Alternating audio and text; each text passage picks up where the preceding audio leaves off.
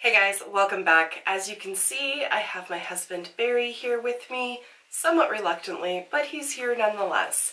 A few weeks ago, it feels like, I did ask you guys to submit questions here on YouTube, and on Instagram I also said make some assumptions about me and I would sit down and film, and I also wanted to include Barry. So there are some questions here specific to Barry, some for both of us, and then some just for me. So it's a whole mixed bag. So if you want to see us answer some questions, just keep watching.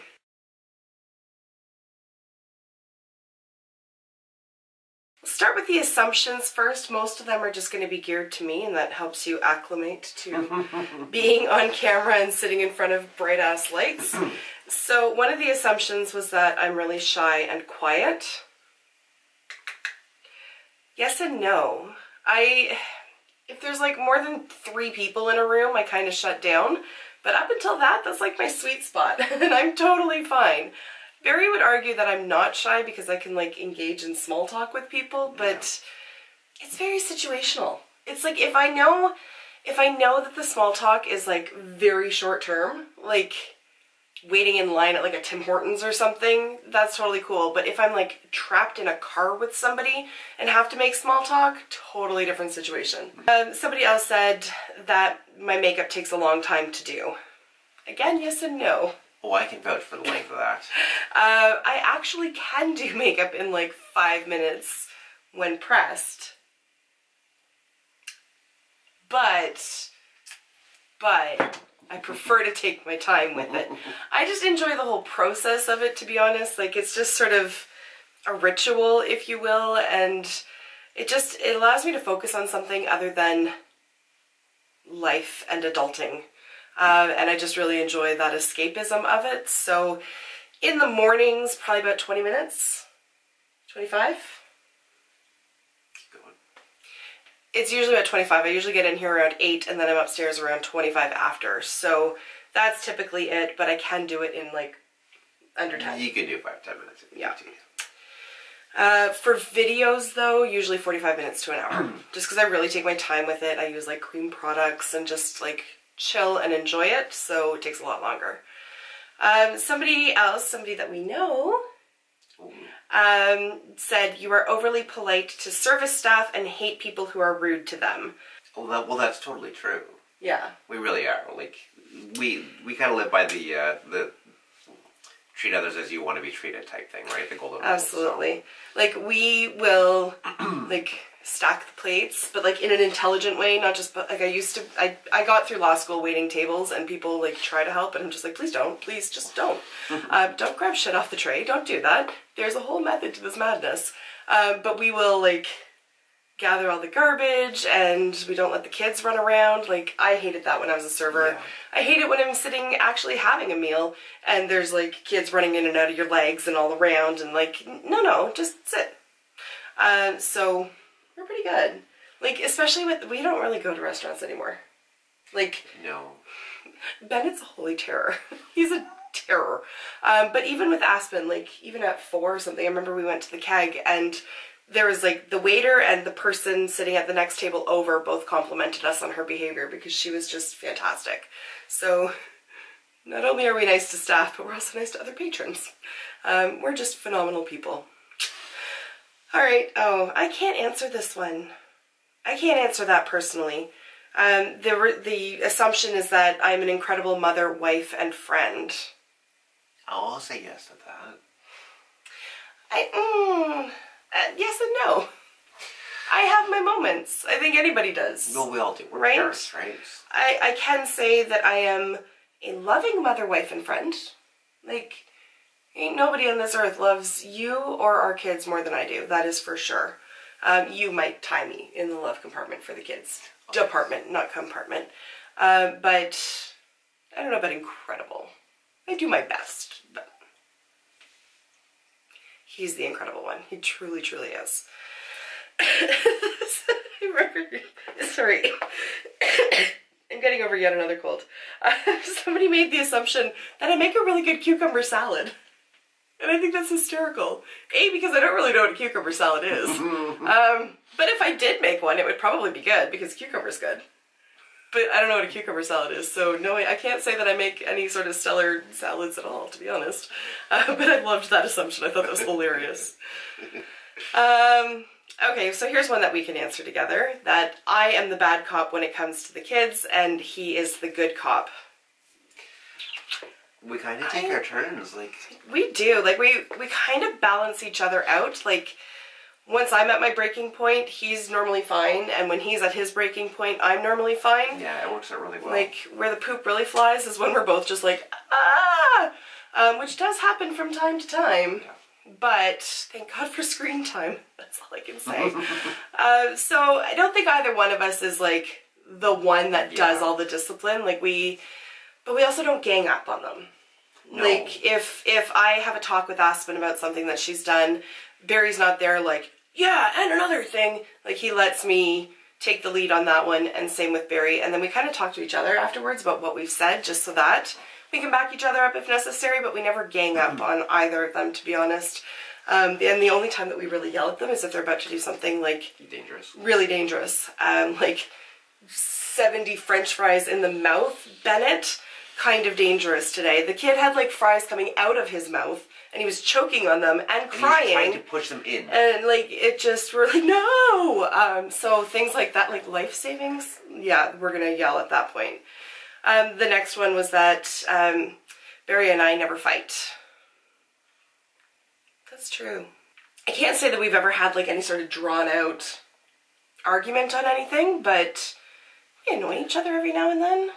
But we know when we're getting annoying to the other person, and we just, okay, walk away. Yeah. We give each other the space, we cool down, we come back later on, and it's all good. Yeah, and it's not even anything that we really have to, like, think about. Like, I know when you're stressed out, and it's not like, okay, should we schedule a fight for right now, or should I just let him have his space? Like, it's just, I think both of us are too lazy to fight, to be honest, but we've actually never yelled at each other. We've never called each other names. And I can't imagine, like, I can't remember any time where we've been, like, outright shitty to each other. No. So, we're pretty chill. Aw. He's my best friend. She's my buddy. She's my special K. He's my homie B. We're nerds for life. Okay. So then the next one was that I'm cool under pressure, especially in the courtroom. It depends on the pressure, to be honest. Like a flat tire, I am not going to be at my best. Bennett sustained an injury a little while ago where it was actually just like a scrape along the top of his lip, but there was blood like pouring, and I did not handle that very well. There was a lot of screeching involved. He's totally fine, but I didn't handle that very well. And learned in that process that I would literally kill anybody if they hurt my kids. But in the courtroom, yes, actually. Before I head into court, I'm almost always, I don't want to do this, I don't want to do this. But once I get there, it's totally fine. I've been doing it for so long that yes, I get nervous before I go in, but once I'm actually there and doing it, I'm fine. So then there's a couple of questions about you and I. Okay. So one of them is, how did we meet? Thank you, Lava Life. We met on Lava Life back in 2001? 2002. 2002. 2002. So back when it was like now we can say, yeah, we met online, but back then it was like, we met online. Because nobody was doing that. Like that was just, it was the very, a new thing, yeah, it was the infancy of it. But we met on Lava Life. We met in person. We were friends for about a year, and then we started dating. And it turned out like we had only lived like 10 minutes away from each other, but our paths would never have crossed if it wasn't for Lava Life. So that's how we met. How long did you date before you got married? 6 years. 6 years to the day. So we got married on our 6-year dating anniversary, and we're coming up on our 10th wedding anniversary in May. When did you know he was the one? And Barry, when did you know Kara was the one? Oh, I did an anniversary post to you once upon a time on Facebook, and kind of answered that. I'll see if I can find it. Okay. You answer while I... Oh my god, I need time to think about this. Oh gosh, that's okay. That's what editing's for. Okay, so I found this because I'd screenshotted it at some point, and I posted this to Facebook on our anniversary a couple of years ago. I don't think it was last year, but it might have been the year before. And it said, "Dear Barry, one day our daughter will ask me when I knew you were the one.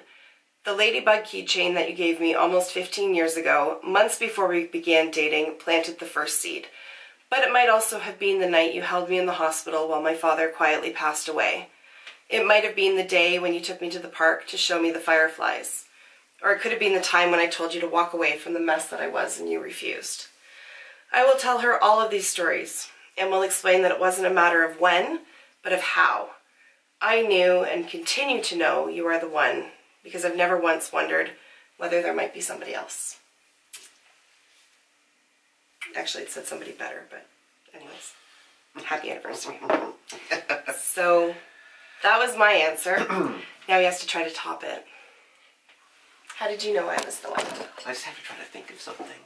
Just totally kicked the... Because I can't think of anything that comes to mind right now. Like, there was no defining moment for me. It was a gradual, like over the course of the year before we actually started dating, we just became the best of friends. And we hung out all the time, eh? Yeah, and we had boyfriend and girlfriends other than each other at the time, and things just didn't work out. But for me, it was a growing thing. There was no defining moment for me. It was just, everything just became stronger with you. Yeah. And then came the night that you took advantage of me.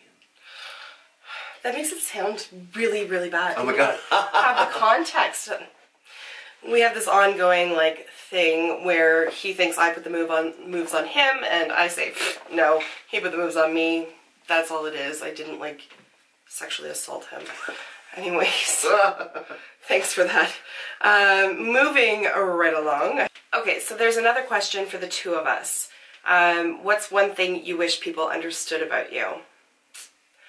So for me, I wish that everybody would know that when I'm in a room with a bunch of people and I'm being really standoffish and really quiet, it's not that I am antisocial or mean or a bitch or anything like that. It's just that I'm horrifically uncomfortable.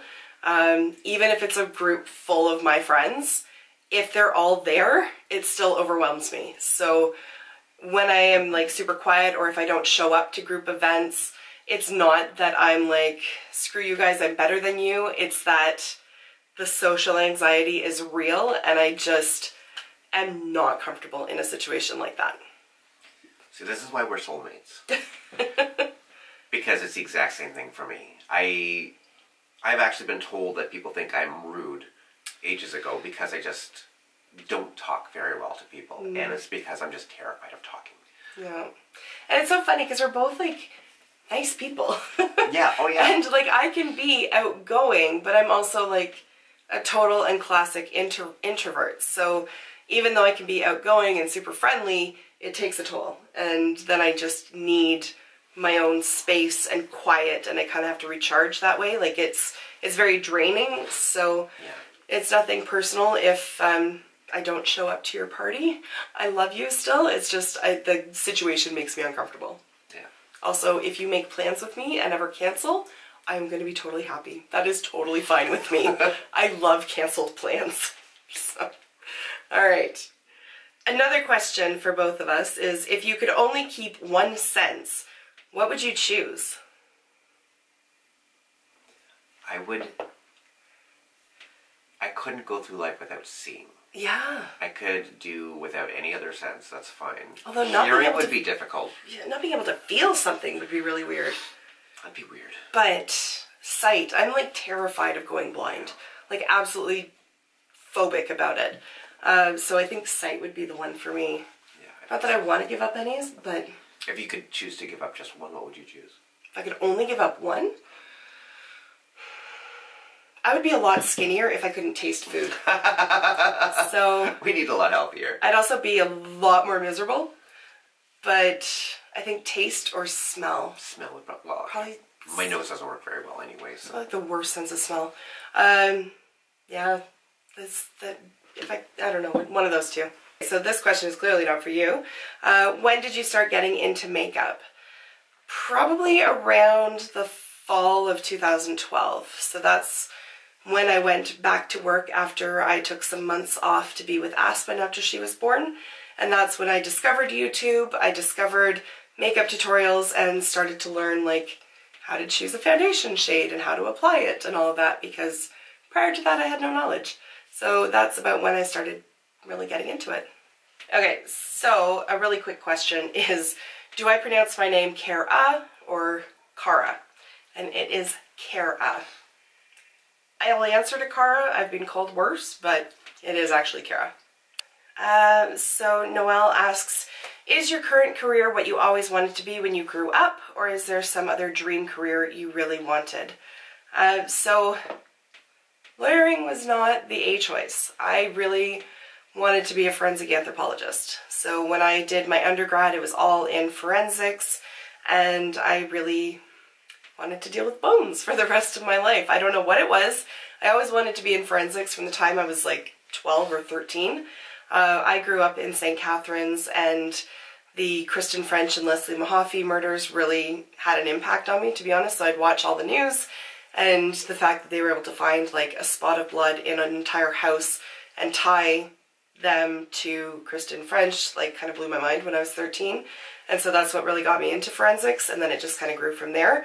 And then life came in the way, and it just wasn't realistic at that time because there were very few schools in Ontario that offered forensics. So I would have had to go either to the States or to England, and it all coincided with the time that my dad died. And so I just wanted to do something where I could go to school and have a job after. And it's not that like lawyering is a terrible second choice. It's really not. I had toyed with the idea in the past of doing that. And so it was kind of a natural transition. And I went into law school thinking, okay, criminal law, and then was like, no. And then I was like corporate law for about a minute and a half, and then I took a business law class and was like, no. So family law, here I am, and I've been doing that for just about 11 years now. So I have no regrets with how my life turned out. We'll put it that way. All right, I love the username on this one. Squirrel of Mystery. Oh, I love it. Hilarious. No glasses, I can't see a thing. I'm like squinting here. Squirrel of Mystery, I love it. We've like had little jokes back and forth about it as well, and all I can picture is like little squirrels in trench coats like solving mysteries, and I love it. Anyways, she asks, if you could only buy one brand of eyeshadow for the rest of your life, what brand would it be and why? So while the camera was overheating and we were letting it cool down, I read the questions out loud, and Barry instantly was like, Jiffy's Place. So thank you. I know. Yeah. They have extremely consistent quality, and they have a ton of options, but it's more so about the quality. So any palette that I have of theirs, and I have like 9 or 10 of them, every single shadow performs equally well. So you don't get a palette where there's a few duds or one dud palette and the rest are really good. It's just consistent across the board, and it's phenomenal quality. So if I could only pick one brand, I really do think it would be Juvia's Place. So this is one that I think we can both easily answer. Do you ever wish you lived in a warmer climate? Hell yeah. Yeah. Hell yeah. From like November till April. What was it you were saying this morning that the Weather Network was saying we're going to get like 10 to 15 centimeters of snow and then freezing rain tomorrow. It's April 14th tomorrow. That's unacceptable. The Weather Network now says less than 1 centimeter, so I don't know how they changed so much in the span of like 12 hours. Still though. But it shouldn't be snowing at all in the middle of goddamned April. So hell yeah, I wish I lived in a warmer climate. Barry. This is from Montebella, and she calls him Hunk-a-Bunch, and I think that's hysterical. I love it. You're gonna make me blush. Like, literally, I crack that one out like once a week, and I think it's hilarious. So Barry, you are clearly incredibly supportive. # hubby goals. Is there anything in your life that has changed, positive and or not so positive, since I started my YouTube channel? I do find that Kara does require a little more time in her life. So I try to be as supportive as I can, and I try to help doing whatever I can, because I know that this makes her so happy, and she's getting so much out of it. Thank you. And I can see a difference in her level of confidence as well. I notice her confidence is going up a little bit. I think it's just knowing that you've got such incredible supportive fans. And I don't call them fans, but subscribers. Part of like the fam. Yeah. I need like a name. I can't come up with one. It's the Care Bear Club. Except it sounds like we're like 6. I don't know.